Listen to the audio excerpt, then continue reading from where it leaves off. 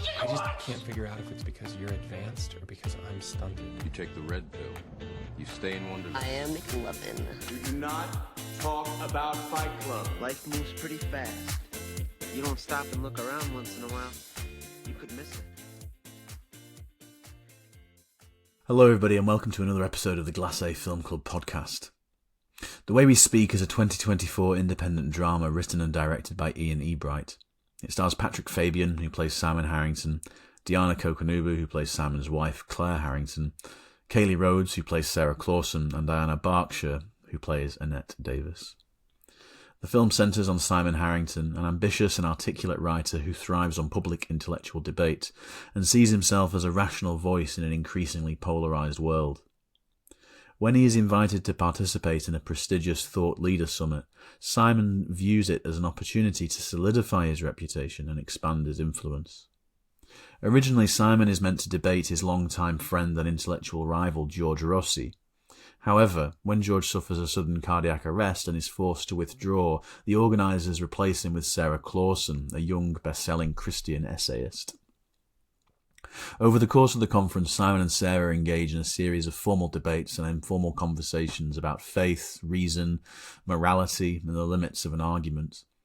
Their exchanges are intense but measured, in parts at least, revealing not only ideological differences but also deeper questions about ego, humility, and the purpose of public discourse. As the debates unfold, the film gradually shifts focus from abstract ideas to Simon's personal life. His wife, Claire, is a medical researcher undergoing cancer treatment.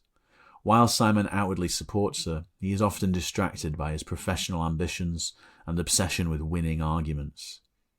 His need for recognition and intellectual dominance begins to strain their relationship, exposing his insecurity and emotional avoidance. The contrast between Claire's quiet resilience and Simon's performative confidence highlights the gap between his public persona and his private vulnerability. Throughout the film, dialogue drives the narrative. Rather than presenting a clear ideological victor, the story uses debate as a lens to explore human fragility, pride, and the longing for meaning. Sarah's presence challenges Simon not only intellectually but emotionally, forcing him to confront whether persuasion and logic are enough to address suffering and uncertainty. By the end, the film suggests that how we speak, our tone, our empathy, our willingness to listen, may matter more than the arguments themselves. The film portrays the tension between public performance and private responsibility, ultimately asking whether true understanding comes from defeating an opponent or from recognising one's own limitations. I sat down with Ian, Patrick, Diana, Kailey and Ayanna to discuss these themes. The film has already been shown at various international film festivals across the US and Europe. It is set to be shown at the upcoming Liverpool Film Festival on the 28th of February. Enjoy the interview. Welcome, everybody. Ian, I'm going to start with a question for you. Envy is the central fact of American life. Now, it reminded me a little bit of, it was quite West Wingy, actually, the West Wing. It reminded me of that, the sort of the sentiment of the writing. Is there a statement being made there about contemporary debate, society? Have you written it to envy to be a particular American thing? What's the idea there, Ian? Well, that is really appreciated to be in the company that you mentioned. That quote is from Gore Vidal, and these poor, incredible actors have heard me say this so many times. But there is a documentary called Best of Enemies about Gore Vidal and William F. Buckley that it found me at the right time. That, of course, is a quote from Gore Vidal, and I felt like it kind of found me where I was at as I was, looking out at my, shall we say, transitioning country, and seeing what I thought was from the highest levels down, envy and dog eat dog, and just wondering if what I had been raised on, we the people and these other things, were these myths? Were these true? Feeling really disoriented. So not wanting to make a political film that was, but being the writer that I am, I was like, I don't know, religion is adjacent, but it feels parallel. And I feel like if we use that as our catalyst, we can explore some of these things that I fear are eroding us And when I say us, I speak as an American, but, I'm glad that you resonated with the film. And if I had to, kind of wager, I'm guessing that this hyper-connected dog-eat-dog scarcity mentality has not only infected the U.S., but is beyond our borders, And we're all trying to figure out what it means to have integrity and stay afloat as things feel like they're crumbling. So it's ironic that a script that was written 5 years ago, even your question feels really timely. Well, on that, and I then, hope well, that, sorry, go. no, it's a great question. I'll throw it back to you. I was just going to say, so the nature of humanity then is, I suppose the nature of humanity is that we disagree with one another. Was that what you were trying to push there? Do you think the film is about the nature in which we conduct our disagreements? Was that evident in the writing when you were you consciously writing that? Yeah, for sure. I mean, back to that film, what I thought they did great was, I'm a comic book nerd, and it reminded me of Batman and Joker, and that William F. Buckley, and let's just say the left and the right, because nobody remembers those guys, right? I'm aging myself. The point is, like, the left and the right are kind of this metaphor for Batman and Joker. Oh, one guy does. Okay, good. And then we, this never-ending battle, you end up sort of needing your adversary in the Batman and Joker analogy, and you could become, defined by your worst moments and almost tied to your enemy as you each like pull each other down into the depths. I don't know if that's an answer, but yeah, that all felt really, really immediate and relevant. This never ending fight. And I think what was the most concerning to me was that the fight wasn't authentic. It was theater. You know what I mean? And so the humanity has been falling out of the discourse. And I think that's a really perilous place for us collectively. If passion's good, disagreement's good, but when it's all theater and, people are using it for their own benefit, there's a lot of danger in that. I mean, it's interesting that you use the word theatre because the debate that's in the film, it's very performative. And Kailey and Deanna, I want to kind of bring you guys in on this. Like, sentiments, particularly for your character, Kailey, is quite important. And it's a key role in defining how she interprets her relationship with God and her relationship with language in particular. When you're delivering when Sarah's delivering her speech, delivering a defensive feeling against Simon's sort of hubris, I suppose. Now, I was thinking about William Blake, particularly when Deanna, your character, is drawing a flower, and it's almost like we are our imagination. And I was thinking maybe imagination and feeling can sort of help us find a middle ground. And I think your characters communicate that middle ground really well. I was wondering, is that what attracted you to the script, or was that something that came organically as you were performing the what's the one before the debates, I suppose? Well, that's funny that you bring that up. That was my audition side. That was what that was the first okay. that Ian saw me do. And thank you for having us. Thank you for giving us all a time and place to all be together again. This feels really nice. I miss this fine. team. It was Yeah. an absolute ensemble piece. Regarding feeling, though, and I'm really happy that you said the word imagination. I feel like when I look at people who I'm politically different than, it's really helped me. And I'm not proud of this, but like what's helped me is that sometimes I'm like, oh, I don't think that they're using their imagination enough with people who I don't agree with. I'm like, I don't think that there's there's not enough imagination happening over there. And so I do think that like to imagine and to feel is absolutely inseparable from the human experience, which is why in Simon's character, in my opinion, we see him like kind of cauterizing himself, which is why he's in such pain and despair. And then when the grief comes for him, because he's grieving the whole film, he's grieving over himself and George and then Claire, his wife. And so when he can no longer logic his way out of everything and the feeling comes for him all at once. And then to Ian's point, in the documentary that he mentioned, the only person who can really understand Batman is the Joker. The only person who knows what Sarah went through on that stage is Simon. And so like at the end, when they're finally together, there is this like kind of presidential handover of like, there's like that mythology about how like George W. Bush and Obama like have like this great relationship. And it might be true. We will never know. But I think it's because there's a moment where you realize like you're the only one who can understand what I went through because you were there and you kind of did it to me. And so I think that this film encapsulates so much of what it is to be an individual and what it is to have a collective experience at the same time. Deanna, was that something that you felt when you were, playing Simon's wife in particular? Because your character is, I think, quite. It's so powerful because it grounds Simon quite well, I think, as the film progresses. Was that something that you felt when you were embodying the character? Well, I mean, I think that it's creating Claire in a way came quite naturally to me,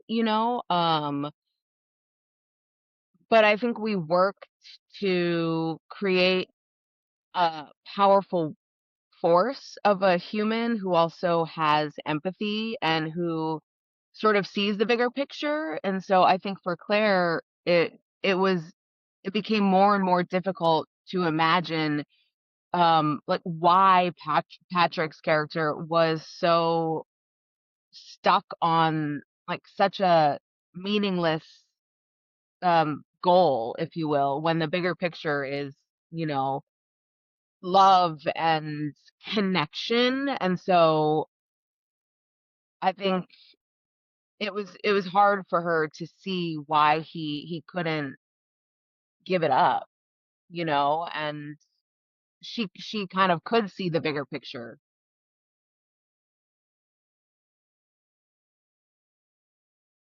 Yeah, I mean, it's interesting seeing the bigger picture because Patrick, I'll bring you in on this one. Like, gender in particular is such an important part of your character, particularly masculinity. And I got the impression that his perceived intelligence, like Simon's intelligence, is linked to his masculinity, or at least he thinks it is. But actually, his masculinity turns out to be quite fragile. How did you like? There's that scene when you're in the car park after you've got drunk, and I actually laughed because it's a really funny scene in the film. And you go, it's nice to have guy time. How do you, and you ask us sort of, how do you like the Pacific Northwest? It's just like it reminded me of a Jonathan Franzen character, like a character that you'd find in a Jonathan Franzen novel. I don't know, like. What was your process in embodying that character in that regard? Well, thanks. Thanks again for having us, and thanks for being a great moderator at Worcester as well. That's all right.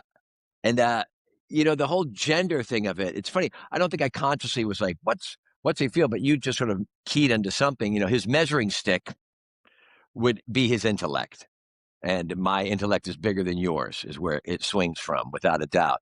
And then he has all the sort of basic trappings of ego and narcissism, right?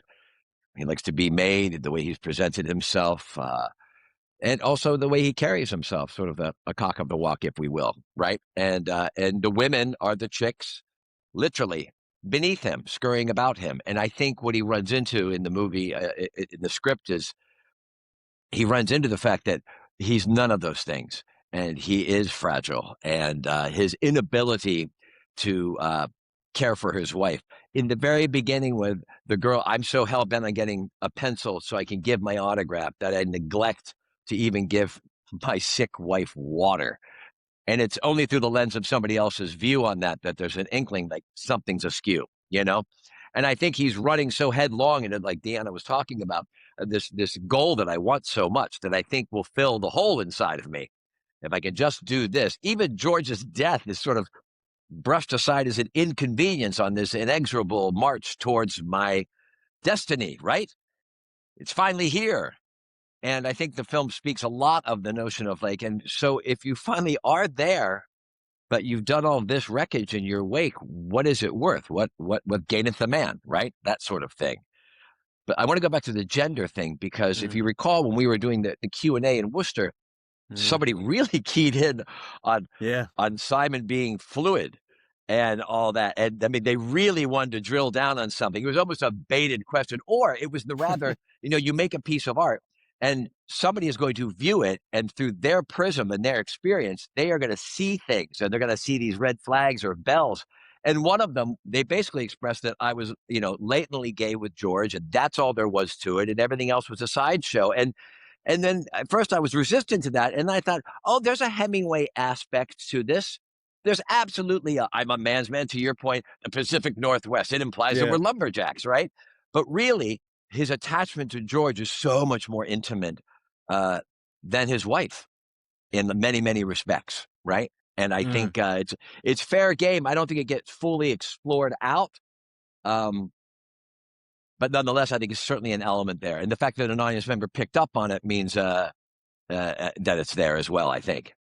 Yeah, it's interesting because the film has so many subtle moments like that. One of my favorite pieces of cinematography in the film was when the past presidents of Rampart, the camera just sort of goes over them, and it's just a list of white guys that look like they look like portraits of Harry Truman. Like they're just it's quite funny. So I mean, Ayanna, I'd be keen to bring you in on this point, largely because your character makes a statement of intent in regard to this, because towards the end of the film, Rampart is where humankind is at its absolute best. And then, I'm tired. This makes me miss George Rossi. I suppose the question is, like, to what extent is George an imagined figure in, I suppose, Simon's dreams, or is this individual something that is to be revered or feared? Maybe, I don't know. Like, what would be your thoughts on that, Ayanna? Because Annette's character does make this statement of intent about George in that regard. As it relates to Simon, the relationship with George, I think that Annette is very aware of their friendship, and from her point of view, George is really extending kind of a hand up. I mean, he's really created this opportunity for Simon to come and share the stage with him. I think, they have great respect for one another, but he's very aware of Simon's limitations, and that he's self-destructive, and it's why he hasn't achieved greatness kind of on his own. I mean, he has to a certain extent, but I think that this is really George presenting an opportunity to Simon. And from Annette's point of view, I think she's very aware of that. I think Annette has great respect for George and sees him as a true colleague, as a true friend, someone that, despite the long list of white, presidents prior to her, that he's always been an advocate. He's always treated her with mutual respect. That really, through all of this tough time that she's had to endure, George has been there by her side. And so for her to experience Simon without George by her side, she's very unprepared for that. I think she was expecting George to be the buffer and to have to pivot and bring Sarah in kind of as a way to have another woman in the room and present an opportunity for something magical to potentially happen. But also as she's figuring out what to do next, it kind of is a way of taking the pressure off of her to deal with Simon and kind of put it on someone else. I don't know if that answered your question. Yeah, no, it does. It does, because the thing about George Rossi and the character, he's constantly there throughout the whole film, and there's a really one of my favorite scenes as well is when they go to his I suppose it's his wake, really. And he's revered as being this giant of rationalism, of science, but the reason why he's so important, I think, in binding all the characters together is because he was someone who apparently platforms positions that challenge his own beliefs. And the trumpet and the hat, and it's almost as if his memory's suspended in time. It's beautiful the way it was filmed. It's very melancholic, and it's almost as if his talent is still being heard as sort of like a distant trumpet note. I don't know. He's revered. Wow. This is and honestly, and we just liked it because it was such a great place to take selfies of each other. But I'm glad you got that for the film. Yeah, indeed. Yeah. You don't take selfies of each other, old man. I'm sorry. I mean, I think. Well, you know what? Let's get into that. Selfies. When we're nostalgic, we take photographs, right? So, what role does memory play? See what you did there, Patrick. You got me in there. You got me in. Like, what role does memory play? This is an open question, guys. Like, what role does memory play in all of the characters? I mean, Deanna in particular, your character. Your character is all about memory. Really, it's the memory of the past and memory of your professional past, at least, that seems to bash up against Simon's past. Be keen to hear your take on that. But they're open question as well. What is coming to mind looking back now is interesting. And I don't think I would have thought this, even 6 months ago, but it's almost like memories are wonderful. They're important, but they don't really matter, because what matters is like the present moment. And I don't know why that's just kind of what is coming to mind when you ask the question, because I think for Claire, the past was important. And you, even in the dinner scene, she's not somebody who's really flaunting her successes, because what matters in that moment is this guy is about to go off the rails, and that's what's important. So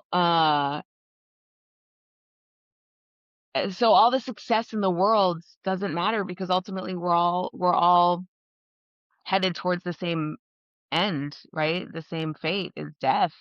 So can you enjoy the moment? It's hard for everybody. Like, I think that's what's beautiful about art. It gives us a chance to like reflect on that, and even in my life as Deanna, it's like sometimes you got to stop and just be present, and it's so hard. I think Claire is the best at it because she's facing death. I love that. Yes, I think that as you get closer to the end, you start valuing the present so much more than the past, because the future is so short. Ian, was that something that you consciously wrote in, or was this something that developed as you were filming? No, I mean, this is the greatest reward, is hearing questions and answers like this, and realizing that, at some level it was a blank canvas until I found these people, and then, when story and art works, not to, capitalize our own contribution, but when it works, you, Callum, come up with these great questions, and this is the reward. So no, memory was not on my radar at all.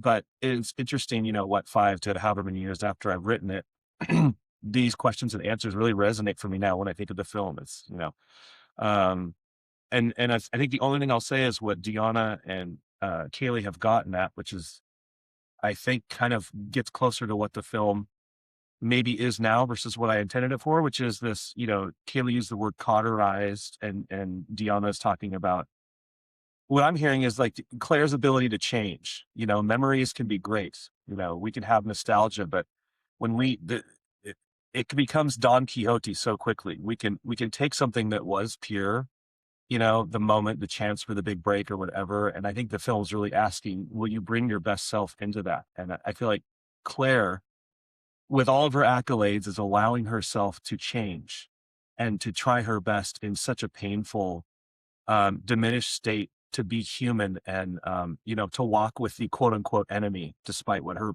crusty husband's going to say about it. You know what I mean? And Simon is just the opposite. It's like, no one's begrudging him that he got his moment, but there's such a, I love what Kailey said, cauterized, right? There's such a rigidity. And I think if there's a quote unquote villain or enemy in the film, it is kind of that. It's not being passionate or passionately disagreeing.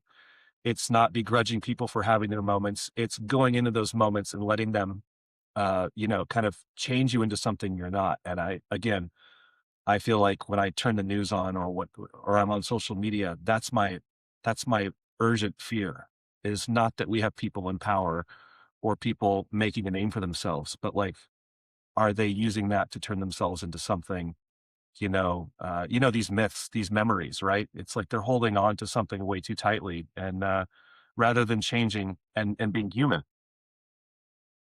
There's a great quote, and I've quoted this so many times on various podcast episodes, but a lyric from the Canadian rock band Rush. The spaces in between leave room for you and I to grow. That's the late Neil Peart that wrote that. So, yeah, I just wanted to... Is that Entre Nous? It is Entre Nous, yeah. Well, Callum... In fact, some family friends of mine are on a rock cruise right now, and some of the Rush band members are on that cruise. No. I know. Why are we not there? Why didn't you have the podcast on? Truly.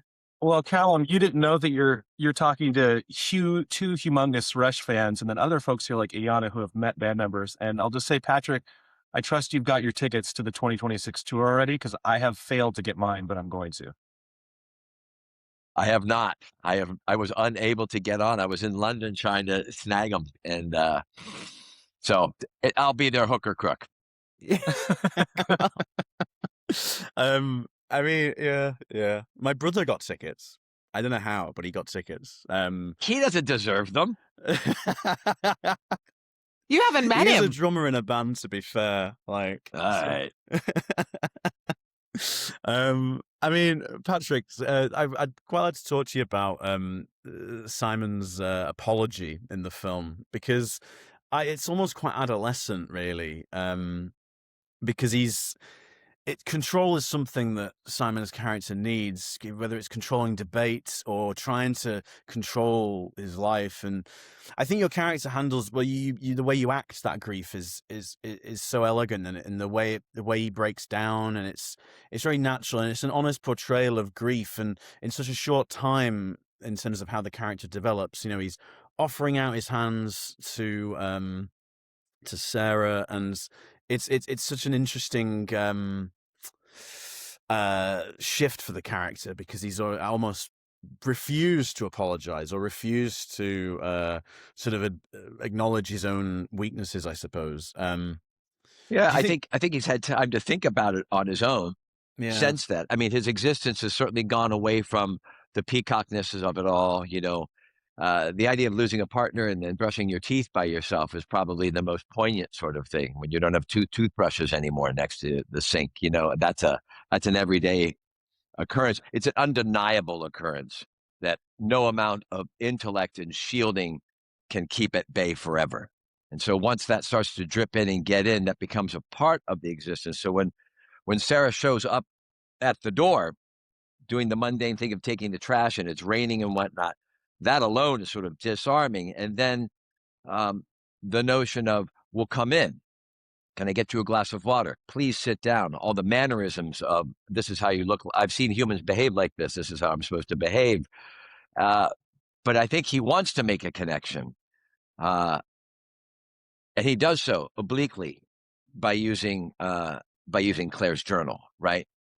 I think he knows there's a key in there. He doesn't know where it's going to go, but that's a way to apologize. That's a way to go in and to tip his hat to her professional success and to concede that she won the debate, which really is the thing, right? They haven't seen each other since that moment. And the nice thing, the correct thing, the professional thing to do is to say, well done. And he finally gets it out there. But, working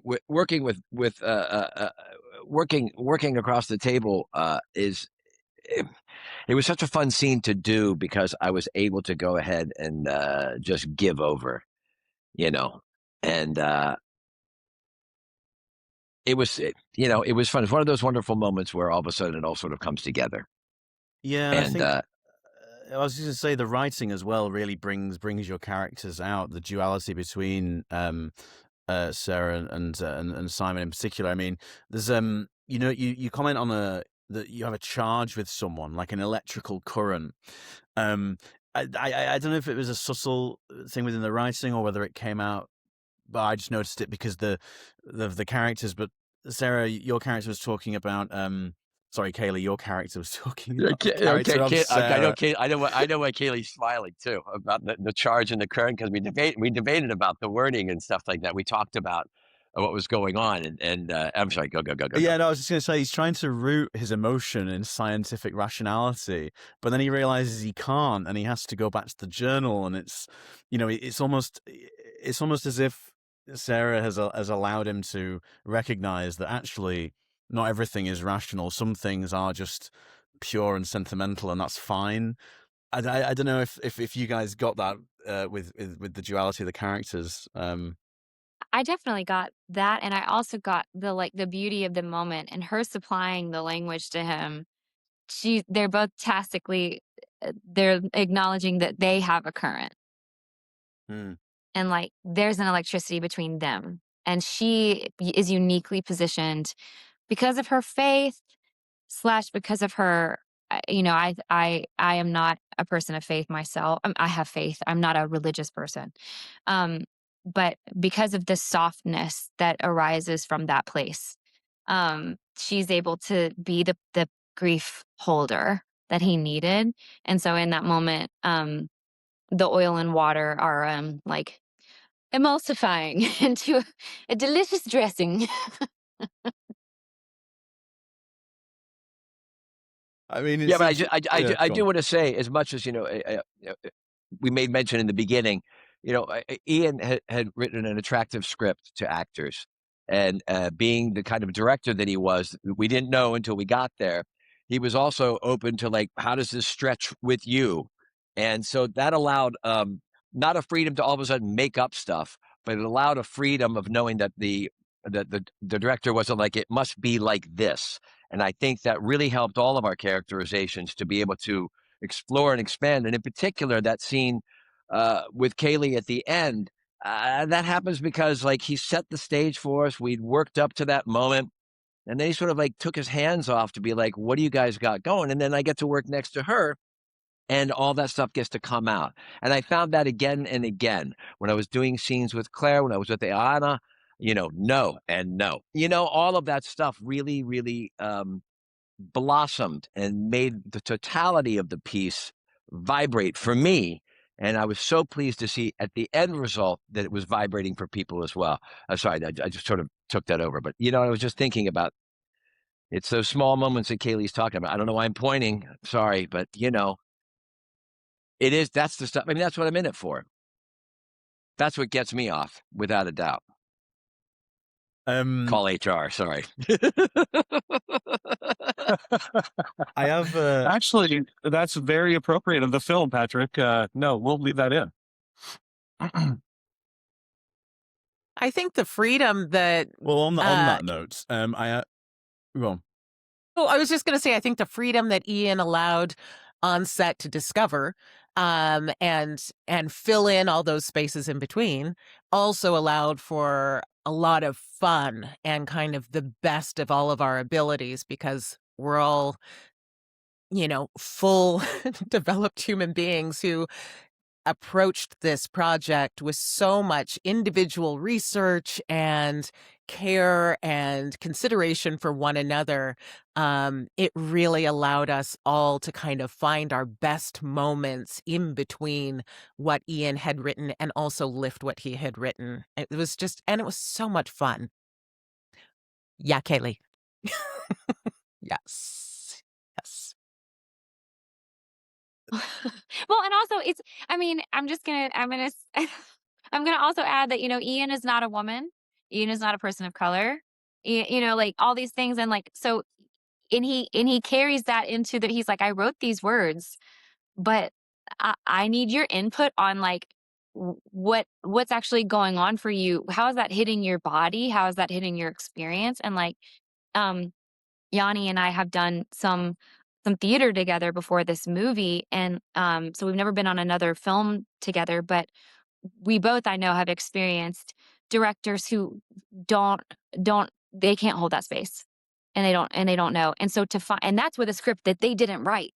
And so to encounter someone who wrote it and is offering that space, it felt like kind of a really nice surprise.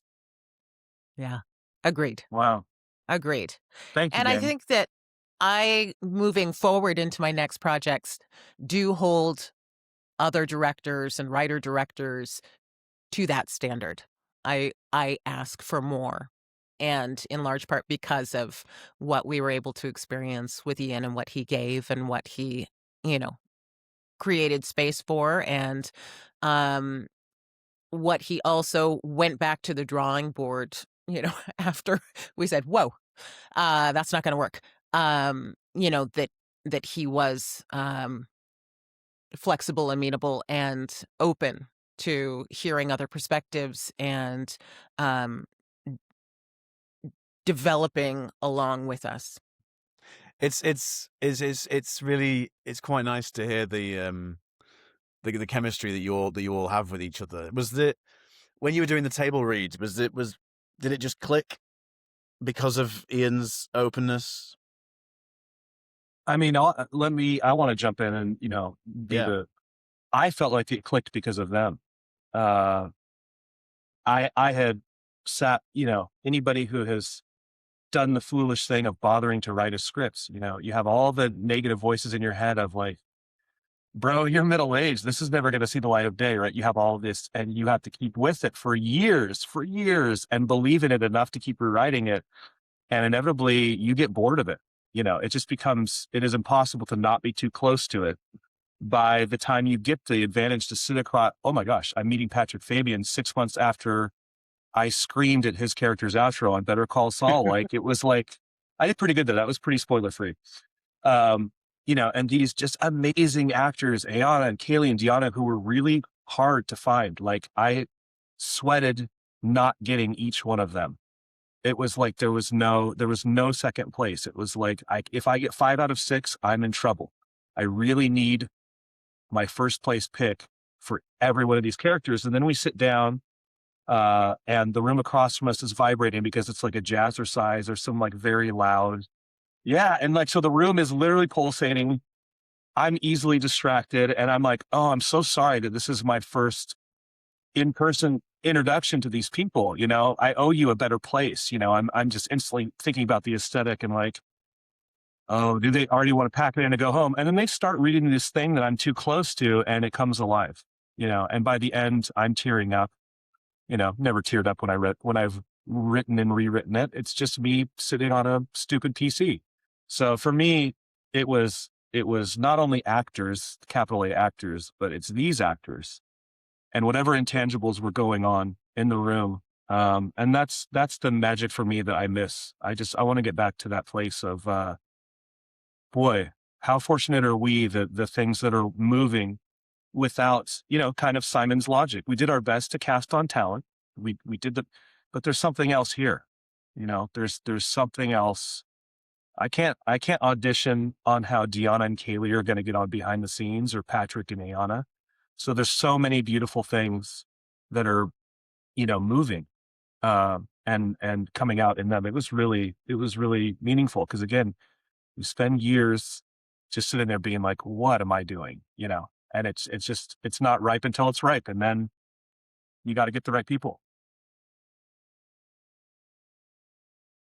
Absolutely.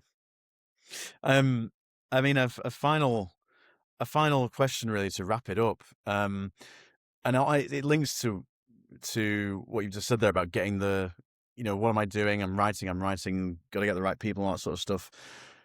The books in the water, like, I mean, Simon's almost memory, or his present or his past, he's there with Claire as well, and George, and I read it as these are his dreams, but they are dreams that have now died.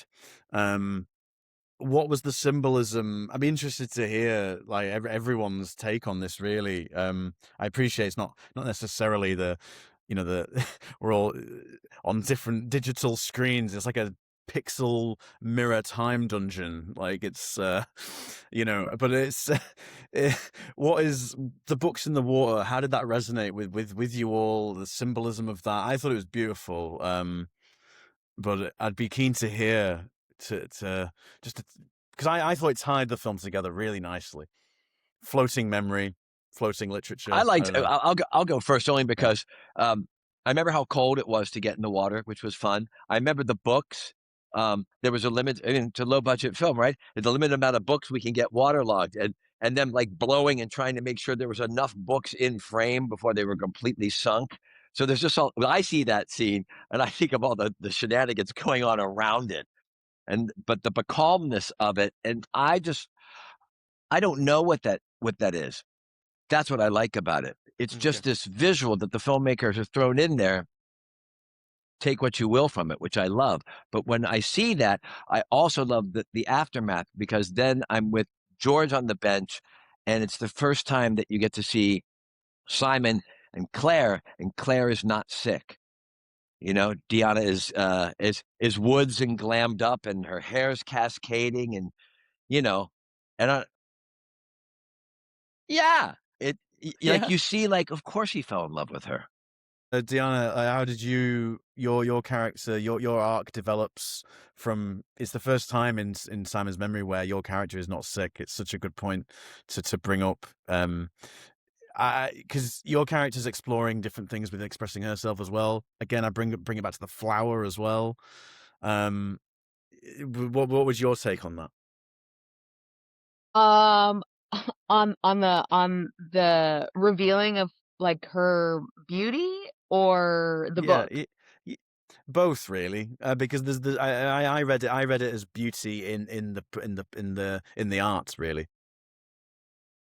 As far as the books go, I would say it felt like a release of what he's been holding on to, a cleansing of sort.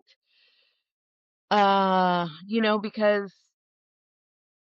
water flows, and if we just can flow with what is now our reality, it's so much more, it's so much easier to live and to exist if we just let it go. So that's what I think it felt like to me.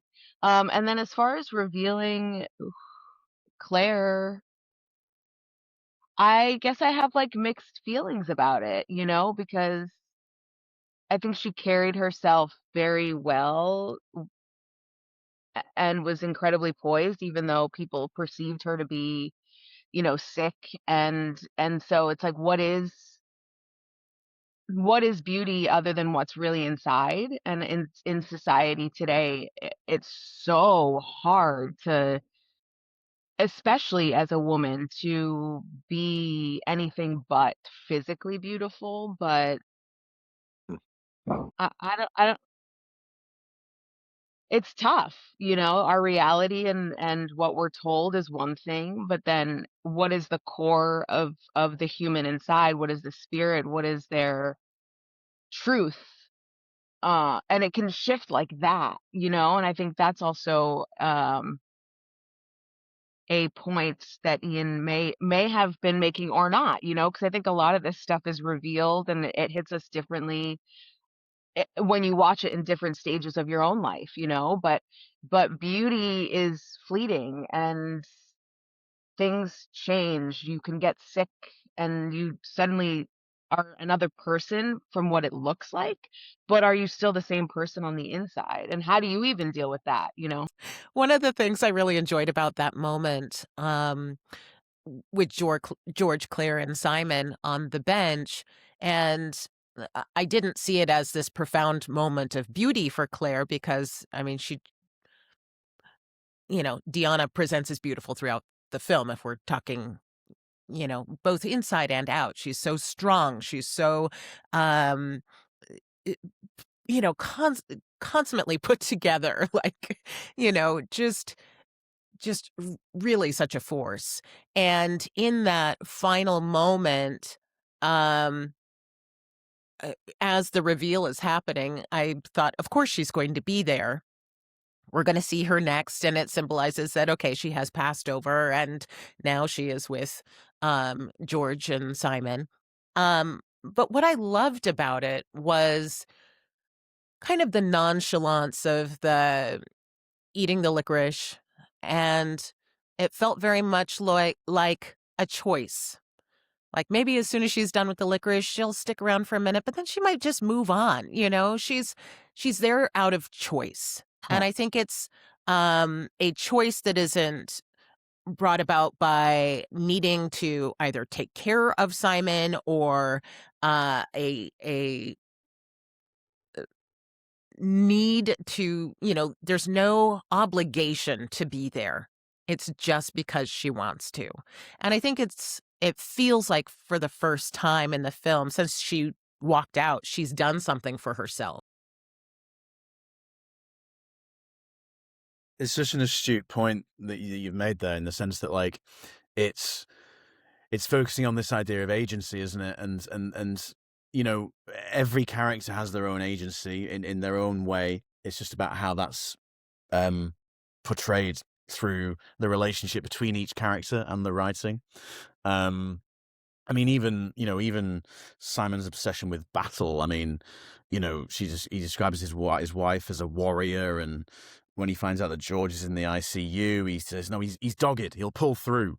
This obsession with battle and this obsession with warfare almost is bizarre, but probably quite a common masculine trait in it is a common masculine trait, particularly of men in positions of power, unfortunately.